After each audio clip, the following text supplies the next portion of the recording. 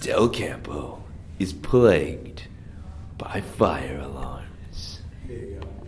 Over the past couple of years, the number of fire alarms has increased dramatically. It has gotten to the point where it has become a major annoyance. Most fire alarms are caused by things that are easily avoidable. Some of the most common reasons are suspicious activities in the bathroom, poor ventilation in certain classes, acts of arson, and even burning popcorn. Every time the fire alarm goes off, it costs the school hundreds of dollars for firefighters to respond. It can also cost people with malicious intent $2,500 worth of fines or even jail time.